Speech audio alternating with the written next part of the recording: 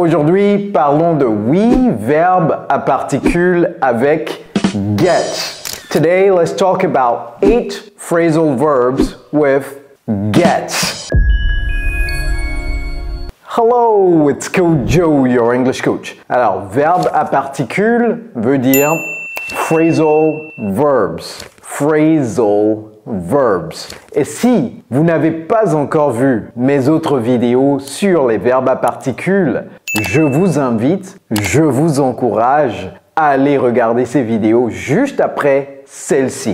Alors, comme je l'explique toujours, un verbe à particules est un verbe plus préposition.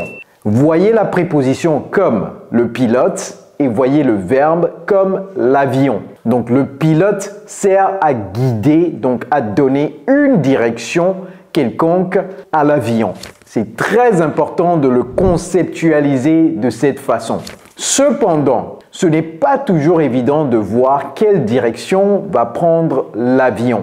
Et dans ces cas-ci, il faut juste savoir comment utiliser ce verbe à particules. Alright, everybody, think about phrasal verbs as a verb plus a preposition. The preposition, think about it as the pilot of the plane. And the main verb is the plane. So the preposition is giving direction to the verb. But it's not all the time that way. So in those cases where you cannot conceptualize what direction the verb is taking, just make sure to memorize that phrasal verb. All right, everybody, without further ado, let's get started. The first one, to get into. Donc, comme d'habitude, je fais des phrases. On va lire ces phrases en français et puis on va voir très rapidement ce que ce verbe à particules veut dire en français. Donc, dans cet exemple, j'ai dit Charles a réussi à intégrer, d'abord A, il y a accent ici, je parle très bien également le français, je l'espère. Charles a réussi à intégrer. Le français n'est pas facile parce que le premier A n'a pas d'accent, le deuxième A a un accent. Doesn't make sense. Ok, bref, a intégré une université prestigieuse après des années de travail acharné. Charles a réussi à intégrer. Ici, c'est le verbe à particules. Donc ici, c'est intégrer quelque chose.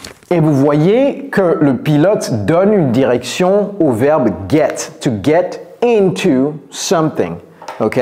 Make sense? Donc, Charles, en anglais, c'est Charles. Ça s'écrit de la même façon, ça se prononce différemment. Tout comme beaucoup de noms s'écrivent de la même façon, mais se prononcent différemment. Alright? OK, comment dit-on a réussi? J'entends très souvent de différentes...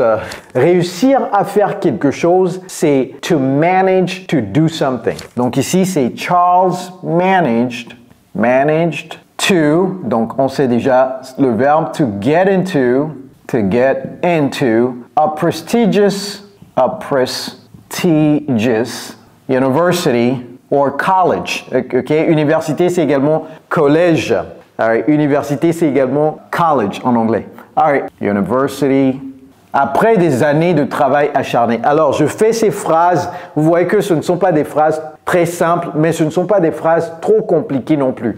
Ces mots, ces expressions, on les utilise tous les jours. C'est pourquoi je veux également vous apprendre comment dire certaines de ces choses. J'aurais pu faire juste une petite phrase où vous n'apprendrez rien du tout, ou bien juste le phrasal verb, mais j'ai décidé de faire des phrases qui ont de la viande, de la chair sur elles plutôt. Alright, Charles managed to get into a prestigious university after years of, comment dit-on travail acharné en anglais? Hard work. Travail acharné, hard work. Okay? Charles managed to get into a prestigious university. Ce mot n'est pas facile à prononcer, prestigious. Prestigious university after years of hard work. All right, number 2, to get around to. Voyons l'exemple. J'ai enfin trouvé le temps de nettoyer le garage ce week-end. Alors ici, to get around to, c'est trouver le temps de faire quelque chose. Trouver le temps de faire quelque chose. OK? 3 points de suspension. Trouver le temps de faire quelque chose. Donc, la phrase devient j'ai enfin trouvé. Comment dit-on cela? I finally, OK? got around, donc c'est le passé simple de get, to. Nettoyer, c'est clean. Mais lorsque vous utilisez l'expression to get around, le verbe qui suit to devient un verbe au participe présent. Donc ne dites pas I finally got around to clean, mais c'est I finally got around to cleaning. Comment dit-on garage en anglais? C'est exactement la même chose. Garage. Garage, mais ça se prononce différemment. Got around to cleaning the garage this weekend. I finally got around to cleaning the garage this weekend. Wonderful. We are making progress, yes? Guys, you already know what you need to do. Likez la vidéo, partagez cette vidéo, souscrivez-vous à la chaîne et surtout, activez la cloche de notification pour ne jamais rater mes vidéos futures. Number 3, to get away with. Phrase en français, tu ne peux pas espérer t'en tirer en mentant tout le temps. tu ne peux pas vivre ta vie comme ça, ok? Tu ne peux pas espérer t'en tirer. Donc ici, le phrasal verb to get away with, c'est s'en tirer, ok? S'en tirer, sortir d'affaire, ok? S'en tirer. All right, so here, the sentence in English is you cannot expect to get away with lying all the time. You cannot expect to get away with, plus le verbe à la forme ing, with lying, ça c'est G, hein, with lying all the time. Number 4, to get ahead. Si tu veux progresser dans ta carrière, il faudrait travailler dur. Il faudrait travailler de façon acharnée si tu veux progresser dans ta carrière. Ici, to get ahead, c'est progresser. Généralement, progresser dans la vie, progresser de façon professionnelle, c'est-à-dire dans sa carrière, etc. Alright, donc progresser, 3 points de suspension. Si tu veux progresser dans ta carrière, il faudrait travailler dur. Comment dire cela en anglais? Très simple. If you want to get ahead in your career, carrière c'est career, career, you need, ou bien you need to work hard. Okay? If you want to get ahead in your career, you need to work hard. And this is a great advice. A lot of people want to get ahead, they want to be successful, they want to make a lot of money, but they don't want to work hard. That is impossible, okay? It is completely impossible. So if you are part of those people, well, I know you are not part of those people, so why am I even saying it? All right, number 5, to get across. Pourquoi as-tu autant de soucis à faire passer clairement tes idées? Donc, to get across, généralement, s'utilise dans l'expression to get a point across, ou bien to get a thought across, une pensée, ou bien to get an idea across, une idée, etc. Donc, dans cet exemple, on parle d'idée, mais on peut le remplacer par point. Ok? Donc, j'écris la phrase et vous allez voir. Donc, d'abord, faire passer, ou bien faire véhiculer. En français, on peut également dire faire véhiculer une idée, faire véhiculer une pensée, faire passer une idée par exemple. Et ça, je le mets entre parenthèses. Vous pouvez le remplacer par quelque chose d'autre. Pourquoi as-tu autant de soucis?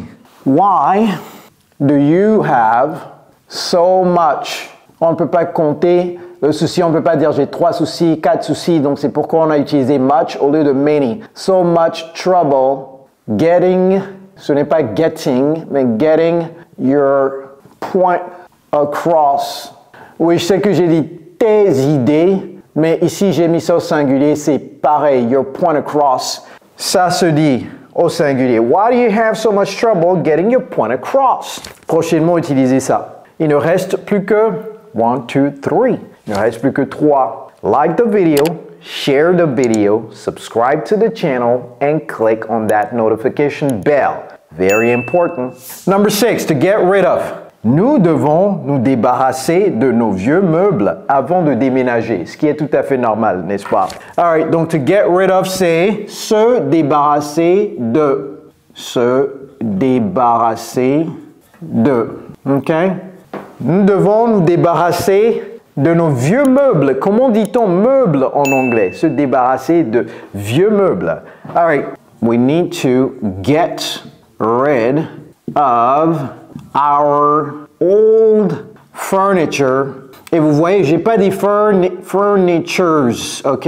Ne mettez jamais meubles au pluriel en anglais. Before, comment dit-on déménager? J'ai fait ces phrases sciemment afin que vous puissiez apprendre d'autres expressions également. Before moving.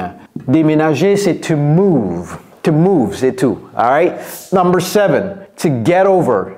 Il lui a fallu beaucoup de temps pour surmonter sa peur de parler en public. Est-ce que vous savez que la peur numéro 1 au monde, ce n'est pas la peur de mourir? What do you mean, sir? La peur numéro 1 au monde, c'est la peur de parler en public. C'est pourquoi dans notre programme d'apprentissage d'anglais, nous insérons nos élèves dans des groupes de 20 à 30, voire des fois 35 personnes, afin qu'ils puissent apprendre à surmonter cette peur de parler en public. Dès que vous surmontez la peur de parler en public, votre niveau d'anglais se décuple immédiatement. Ok, se quintuple même immédiatement. Parce que le cerveau n'a plus peur. Lorsque le cerveau n'a plus peur, les mots sortent de façon naturelle. Et si vous voulez en savoir plus sur notre programme d'immersion anglaise, mettez-moi quelque chose en commentaire tout simplement. Dites que vous voulez en savoir plus. No problem. Let's go. Il lui a fallu beaucoup de temps pour surmonter sa peur de parler en public. Il lui a fallu. Tout simplement, je vais vous apprendre une expression très facile. It took him. C'est tout. Il lui a fallu. It took him beaucoup de temps, a long time. OK?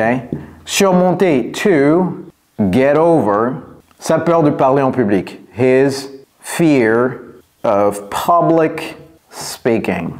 It took him a long time to get over his fear of public speaking. Parler en public, public speaking.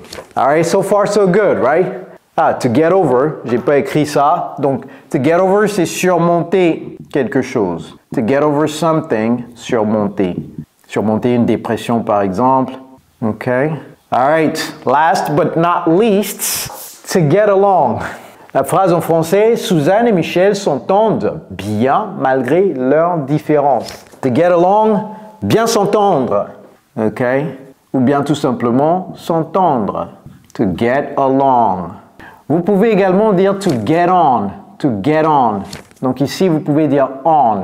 OK? To get along, to get on, same thing. Suzanne et Michel s'entendent bien malgré leurs différences. En anglais devient Suzanne and Michelle get along well. Get along well. Et ça, c'est facultatif. Vous n'avez pas besoin de mettre well là-bas parce que ça signifie déjà bien. Get along well. Comment dit-on malgré? Despite ou bien in spite of. OK? Despite their differences. Suzanne and Michelle get along well despite their differences. And voila! 8 phrasal verbs with gets. Guys, as I always say, do not try to memorize every single one of these verbs. Je sais qu'en début de vidéo, j'ai dit mémoriser les verbes à particules où vous ne savez pas exactement quelle direction le verbe prend avec cette préposition, mais ne mémorisez pas littéralement les verbes à particules. Utilisez-les tout simplement et vous allez voir que de fil en aiguille, le cerveau va cristalliser cela. Plus vous utilisez quelque chose, plus le cerveau va savoir que vous en avez besoin. Donc, il va tout simplement le garder sur le disque dur. C'est comme ça que marche l'apprentissage d'une langue, par la pratique, la pratique, la pratique. Et encore une fois, si vous voulez en savoir plus sur notre programme d'immersion anglaise, mentionnez ça tout simplement dans les commentaires et je vous reviendrai. All right, everybody, it's Coach Joe, your English coach. Take care, guys.